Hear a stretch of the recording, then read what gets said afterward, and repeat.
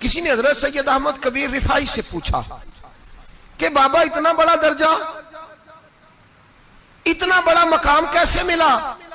तो बाबा जी कहने लगे, जिंदगी में कभी किसी को हकीर नहीं समझा, किसी को कभी हकीर, कभी किसी को अपने से कमतर नहीं समझा। तो अल्लाह ने देखे ना, अगर आप नहीं समझेंगे तो उसके लिए भी आपको उन्वान मिल जाएंगे, और अगर समझना है अपने आप को बड़ा तो उसके लिए भी मौके मिल जाते हैं। हजरत शफीक बल्खी बहुत बड़े सूफी बुजुर्ग हुए, पर नौजवान थे, जवानी में ही अल्लाह ने बड़ा मर्तबा दिया।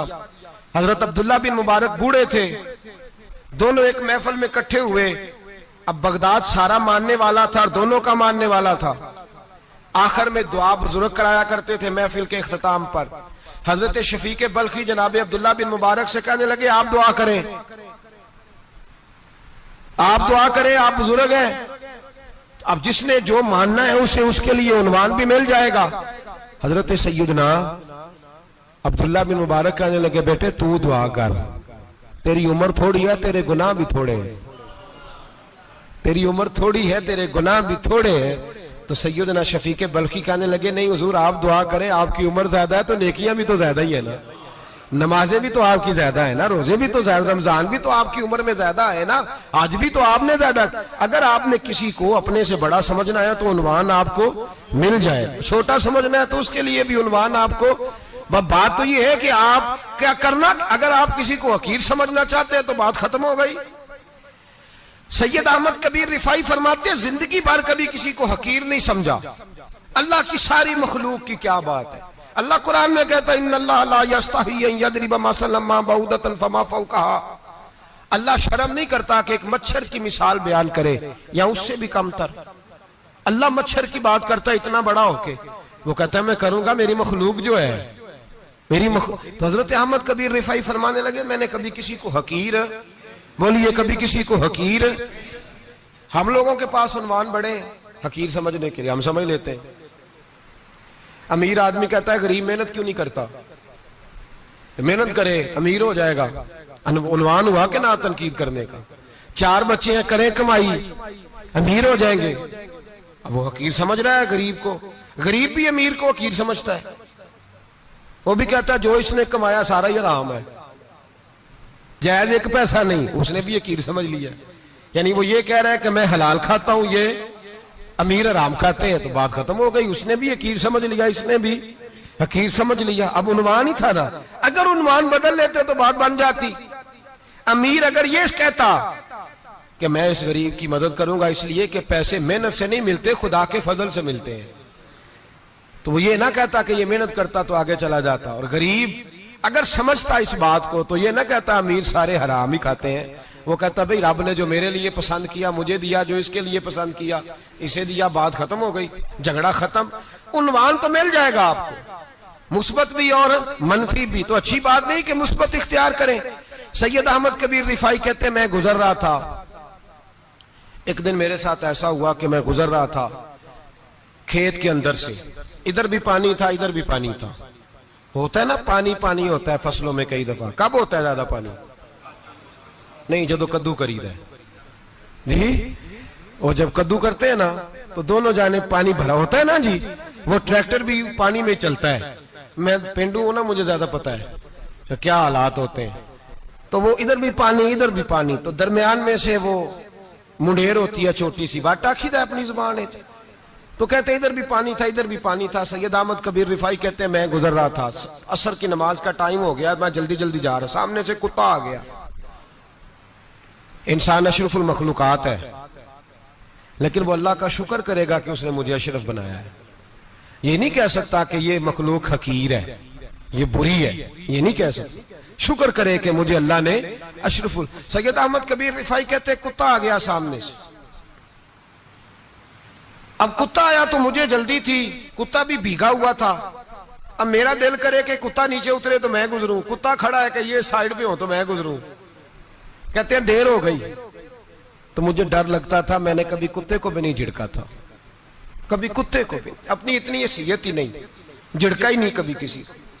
आप फरमाते हैं देर हो गई तो मैंने कहा या अल्लाह, हजरत सैयद अहमद कबीर कहते हैं मैंने कहा या अल्लाह इस कुत्ते को जुबान ही दे दे, मैं इसे कुछ समझा ही दूं, इसे जुबान ही दे दे, तू तो कादर मुतलक है।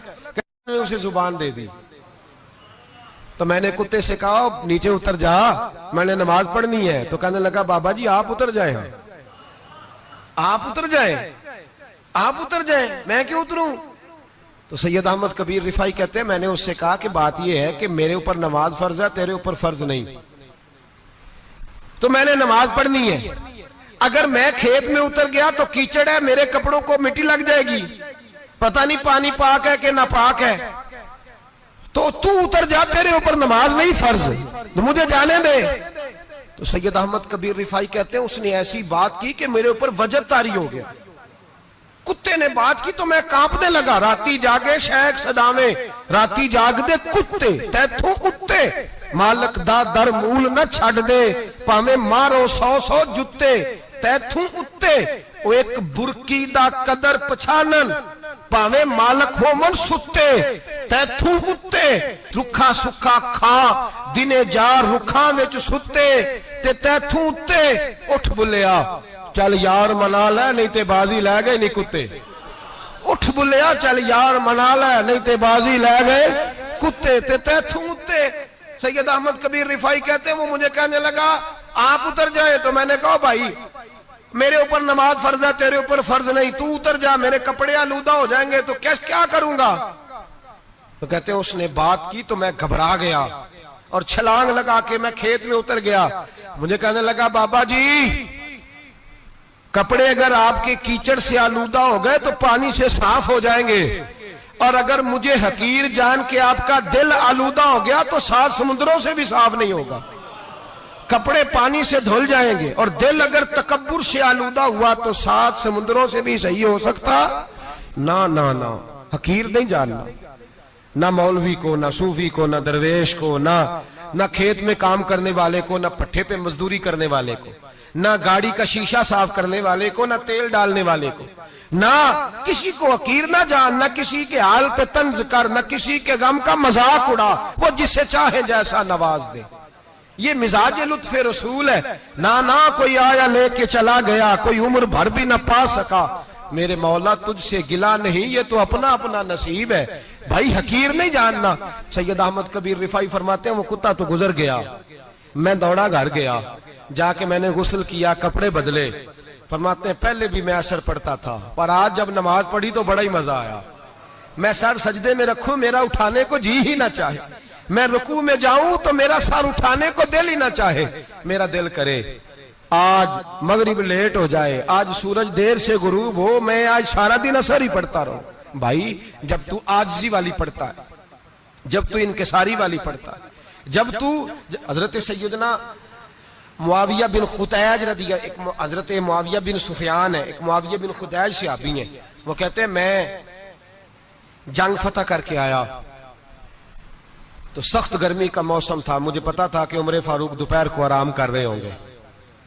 आप फरमाते मैं मस्जिद नबी में बैठ गया, एक बच्ची जनाब उमर के घर से निकली तो मुझे कहने लगी मुआविया आपका नाम है? मैंने कहा हाँ। अंदर जाके जनाब उमर को बताया तो उमर दौड़े आए, और जब आए तो सर पे टोपी कोई नहीं, पैरों में जूता कोई नहीं। कहने लगे मैं तेरा इंतजार कर रहा था, आज मुझे उम्मीद थी तू आएगा, तूने बताया क्यों नहीं? तो मैंने कहा हुजूर मुझे पता है रात सारी आप चेहरे पे कपड़ा डाल के मदीने की गलियों में रहते हैं, तो दोपहर को आप आराम करते होंगे, इसलिए मैंने कोशिश की कि आपको बेदार ना करूं, आप आराम कर रहे होंगे, इसलिए ये मैंने कोशिश की कि मैं बैठता हूं मस्जिद में आराम करता हूं, जब आप आएंगे तो देखी जाएगी। हजरत उमर फारूक ने जलाल किया, फरमाया तू मुझे गाफिल समझता है कि मैं सो जाऊंगा? और आप फरमाने लगे मैं कौम का खादिम हूं जिसकी इतनी ज्यादा रियाया हो वो सो जाए चुप करके, मैंने जवाब नहीं देना अल्लाह की बारगाह में? फरमाया मेरे अमीरों की तरह सोने जागने के वक्त मुकर्रर नहीं, मैं कौम का खादिम हूं, जिस वक्त भी आया करो मुझे जगा लिया करो, मुझे कब्र में जाके खुदा को भी जवाब देना है, मोहम्मद मुस्तफा को भी जवाब देना है। मेरे भाई याद रखे जब ये चीजें पैदा, और फिर हमने इन तकल्लुफात में, मैंने कई दफा ये बात बयान की है, अब तो लोग रिश्ते करते हैं तो डीसी कॉलोनी में किराए का मकान खरीदते हैं, 2-4 गैरों की गाड़ियां मंगा के दरवाजे के आगे खड़ा करते हैं, रिश्ता हो जाता है बड़ा घर देख के, और जब शादी के चौथे दिन पता चलता है कि ये किराए का मकान था, तो रिश्ते मकानों पे कायम नहीं होते, एतबार पे कायम होते हैं। वो एतबार टूटता है तो जिंदगी भर कायम नहीं होता दोबारा। जो आप हैं आप वही रहें, जो आप नहीं है वो कभी बनने की कोशिश ना करें। और मेरे अजीज ये भी याद रखें, आजिज़ी आपको सवार देगी। और वैसे भी हम अल्लाह के हुजूर जाने वाले, अगर पर्दों में छुप के चले जाएंगे तो बच जाएंगे। और अगर हम अपना आप दिखाते ही रहें, सारी जिंदगी इसी चक्कर में रहें कि मुझे भी पूछो, मुझसे भी मुशावरत करो, मेरी भी बात सुनो, तो ये अना की दौड़ तो खत्म ही नहीं होती। हिर्स सिर्फ पैसे की नहीं होती, हिर्स हवस शोहरत की भी होती है। और नबी पाक सल्लल्लाहु अलैहि वसल्लम ने इसको भी बयान फरमाया है कि ये जो तेरे अंदर चीज पैदा होती है ना, मैं जाना जाऊं पहचाना जाऊं, इससे भी अपने आप को बचा। सहाबा के बाद जिस शख्स की खिलाफत सबसे मजबूत हुई वो हजरत उमर बिन अब्दुल अजीज थे। इतनी बेहतरीन खिलाफत की कि लोगों को हजरत उमर का जमाना याद आ गया। हजरत उमर बिन अब्दुल अजीज इराक में रहने वाली एक औरत थी। उस औरत का खामद फौत हो गया तो 5 बच्चियां यतीम थी। वो इराक से चली और जनाब उमर बिन अब्दुल अजीज के पास आई कि आप मेरी बच्चियों का वजीफा लगा दें। वो कहती है जब मैं पहुंची ना, यहां तो अब तो इस्तकबाल आना जाना बड़े मामलात है। अब तो बच्ची की बारात आए और 5, 7, 10, 20 लोग दरवाजे पे खड़े ना हो तो बारात नाराज हो जाती है, कहते हमारा इस्तकबाल ही किसी ने नहीं किया। तो इस्तकबाल तो अब इस तरह है जिस तरह नशा नहीं होता, ये इस्तकबाल की हालत है, अमीरों से लेके गरीबों तक। मुझे पूछा ही नहीं किसी ने, कुर्सी नहीं दी, आगे नहीं बिठाया, ये वाला मामला है। और मैं मेरी तरह के लोग, नेक लोगों की बात नहीं करता। अब तो हम देखते हैं फला मौलाना का इस्तकबाल हो रहा है, फला के लिए लोग खड़े हो रहे हैं, नारे लग रहे हैं। और अब तो मैं देखता हूं ऐसे ऐसे हाथ लहराते हैं सूफी और दरवेश कहलाने वाले, जैसे सियासी लीडर लहराया करते। ये क्या तरीका हुआ, ये कौन सा तर्ज जिंदगी। मेरे नबी पाक सल्लल्लाहु अलैहि वसल्लम ने फरमाया जो ख्वाहिश करे कि मैं आऊं और लोग खड़े हों वो तो जहन्नमी है, तो दोज़खी है। सारे वही तरीके हम इख्तियार करते जा रहे हैं, वही प्रोटोकॉल है हर जगह। वो लोग जिनके दरवाजे खुले होने चाहिए थे वहां भी हर वक्त के लिए मामला तय हो गए। याद रखें मेरे नबी पाक अलैहिस्सलातु सलाम ने जो तालीमात दी, हजरत उमर बिन अब्दुल अजीज रहमतुल्लाह ताला अलैह। औरत कहती है मैं पहुंच गई, मैंने लोगों से पूछा घर कहां है, तो कहा वो जहां बोरी लटक रही है ना बाहर, टाट का पर्दा लगा हुआ है, वो हजरत उमर बिन अब्दुल अजीज का घर है। कहती है मैं दरवाजे पर दस्तक दी, एक औरत ने दरवाजा खोला तो मुझे बीबी जान के अंदर बुलाया। तो उनके घर के अंदर जब मैं दाखिल हुई तो बड़ा सारा सेन था, एक तानिम कुआं लगा था, एक तरफ एक बड़ा दरख्त था और एक छोटा सा बनाई हुई थी जगह बर्तन धोने के लिए। और बीबी ना बर्तनों को मिट्टी लगा के साबुन लगा के बैठी हुई थी, काम कर रही थी वो औरत। मुझे उसने दरख्त के नीचे बिठाया, पानी पिलाया। कैसे आई हो? मैंने कहा अमीरुल मोमिनीन से मिलना है। कहने लगी बैठो थोड़ी देर में आ जाते। कहती थोड़ी, मैंने समझा घर की कोई मुलाजमा है, मैं बैठ गई। थोड़ी देर गुजरी, फिर दस्तक हुई, उस बीबी ने उठ के दरवाजा खोला। तो जब वो शख्स अंदर आए तो कहने लगी बड़ी देर से बर्तनों को साबुन लगा के बैठी हूं, कहां रह गए थे? कहती है वो साहब कहने लगे बस जरा मसरूफ हो गया था, दौड़े गए, कुएं से पानी निकाला, बीबी को दिया, उसने बर्तन धोए। कहती है फिर थोड़ा सा सिरका और एक रात की रोटी वो लाई, उस शख्स ने खाई। मैंने कहा कि ये दोनों घर के मुलाजम है, मियां बीवी काम करते हैं। जब वो खाना खा चुके तो वो औरत मेरे पास आई, कहने लगी उठ के मिल लो अमीरुल मोमिनीन से। मैंने कहा कौन अमीरुल मोमिनीन? तो कहने लगी कब से तो आए हैं, ये जिसने कुएं से पानी निकाला यही मुसलमानों का अमीर है, और ये जिसने दरख्त के नीचे बैठ के सिरके से रोटी खाई है यही है। ये फरिश्तों की दास्तान नहीं, ये वो लोग हैं। मैं रात को भी कह रहा था एक जगह पे कि ये लोग जो है ना जिनका आप रोज शिकवा करते हैं हुकूमतें बड़ी खराब हैं, ये कोई नहीं खराब, बिल्कुल खराब नहीं। जितने सियासी लीडर हैं सारे सही हैं। खराब वो लोग हैं जो इन्हें वोट दे के लीडर बनाते हैं, बिल्कुल खराब नहीं। मैं तो इनके हक में होता जा रहा हूं। नाराज हो गए ना आप लोग? अल्लाह करे तुसी हो जाओ तो अगले इलेक्शन से सियाने भी हो जाओ, आमीन तो कह दे। मैंने कोई मशवरा नहीं देना, इसलिए कि मेरी नजर में कोई ऐसा शख्स नहीं जिसके लिए मैं आपसे कह सकूं कि वोट दें। और हम तो ऐसी बात करें तो कई लोग नाराज होकर चले जाते हैं, लेकिन कोई परवाह नहीं, इसलिए कि ये दीन मेरे नबी पाक का दीन सिर्फ मस्जिद का दीन नहीं। इंशाअल्लाह आइंदा जुम्मे नजरिया पाकिस्तान बयान करूंगा। और बताऊंगा कि पाकिस्तान का मतलब क्या, ला इलाहा इल्लल्लाह मुहम्मदुर रसूलुल्लाह सल्लल्लाहु अलैहि वसल्लम। हुजूर का जो कुरान नाफज होगा मस्जिद में, वो कुरान कचहरी में भी नाफज होगा इंशाअल्लाह। और वो कुरान नाफज होने आया है, असेंबलियों में वही कुरान नाफज होगा इंशाअल्लाह। और यही चिराग जलेगा तो रोशनी होगी। बयान करेंगे और डट के बयान करेंगे, आपको बताएंगे। बात जो बात समझा रहा हूं फिल वक्त वो समझे, मुजरम वो नहीं जो बड़ा बन के लूटता है, मुजरम वो है जो उसको सपोर्ट करता है, जिसने उसे बड़ा बनाया है। ये याद रख ले, हमारी कोई बचत नहीं होगी, हमसे पूछा जाएगा। हम सारे कचहरी में खड़े होंगे, अल्लाह सवाल करेगा कि तुम बताओ तुम इनके मददगार क्यों बने थे, तुम सपोर्ट क्यों करते थे, कि पूछा जाएगा और हमने जवाब देना है। बहरहाल आम दाम पर सरे मतलब जनाब उमर बिन अब्दुल अजीज रहमतुल्लाह अलैह के वो बीबी गई तो कहने लगी कि ये अमीरुल मोमिनीन ने कहा, वो उठ के हाजिर हुई, कहा हुजूर मैं इराक से आई हूं, मेरा खामद फौत हो गया, मेरी 5 बेटियां हैं, वजीफा लगा दे। वो बीबी कहती है मेरा दिल था कि यतीम बच्चियों का 100 दिनार साल का लगा देंगे तो बड़ी बात है। कहती है जब मैं उनके पास गई तो हजरत उमर बिन अब्दुल अजीज को बताया तो वो रोने लग गए और मुझसे माफियां मांगने लगे। मैंने कहा हुजूर आप क्यों माफी मांगते हैं? तो कहने लगे इसलिए माफी मांग रहा हूं कि तू मेरी रियाया में थी और तेरी 5 बच्चियां यतीम थी, तुझे खुद चल के आना पड़ा है। मेरा काम था तेरी खबर लेता, माफ कर दे अल्लाह की रिजा के लिए। उन्होंने वजीफा लिखना शुरू किया तो मेरी एक बच्ची का 1000 दिनार साल का लिखा। मैंने कहा अल्लाह तेरा शुक्र है। फिर दूसरी बच्ची का 1000 लिखा तो मैंने कहा अल्लाह तेरा शुक्र है। तीसरी का 1000, चौथी मैंने कहा शुक्र है।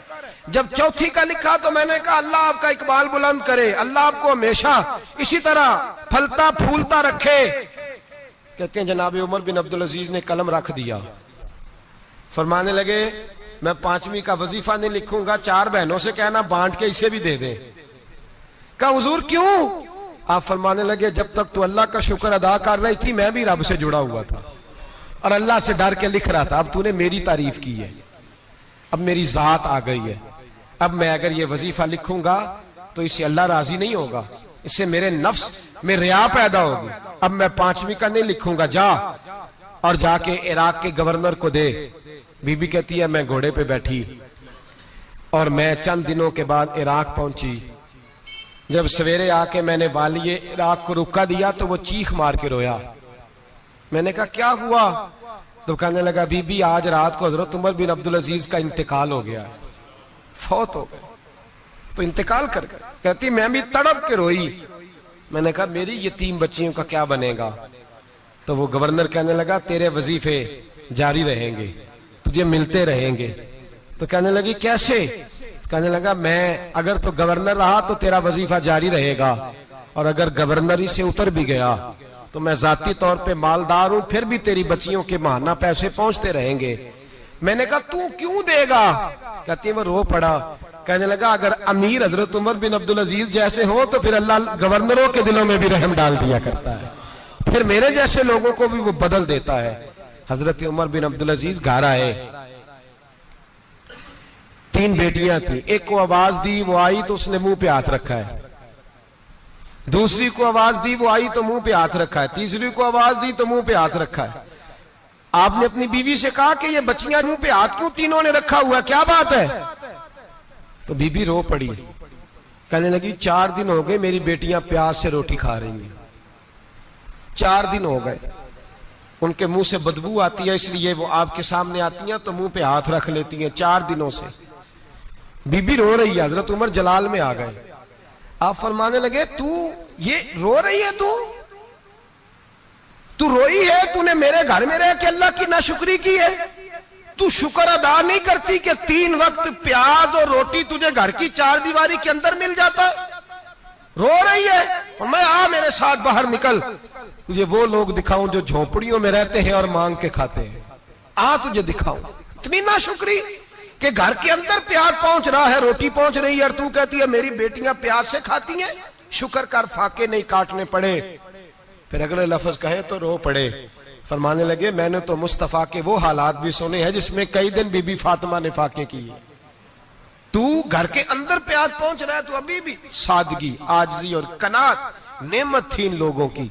हमारे यहां रोज शिकवा है, किस बात का? गाड़ी कोई नहीं। रोज रोना है, किस बात का? बंगला कोई नहीं। रोज रोना है, किस बात का? बैंक बैलेंस कोई नहीं। 10 जोड़े क्यों नहीं ईद पे आए। और ये सिर्फ औरतों का मसला नहीं, हमारे अंदर भी ये बात बदर्जे औला। हम रोज अपने आप को मिस्कीन कहते हैं, गरीब कहते हैं, लाचार कहते हैं, मजबूर कहते हैं। कभी देखो जो झोंपड़ियों में रहते हैं, कभी पलट के देखो लोगों की तरफ जो पैदा हुए तो आंखें कोई नहीं थी, हाथ कोई नहीं थे, पैर कोई नहीं थे। वो देखो जो पैदा हुए तो सर पे बाप का साया कोई नहीं था। कैसे कैसे लोग वक्त गुजार रहे। हम रोज आके कहते हैं कारोबार ठंडा हो गया है, हालात बड़े खराब हो गए, हम बड़े मजबूर। क्या हो गया साहब? अल्लाह के दिन है, सारे अल्लाह के दिन है। वसल अच्छा है ना फिराक अच्छा है, यार जिस हाल में रखे वही हाल अच्छा है। बस अपने आप को मुतमईन करें, आजिज़ी, इनके सारी किनात, सादगी, इसको अपनी जिंदगी का हिस्सा बनाए। अल्लाह दौलत सुकून अता कर देगा।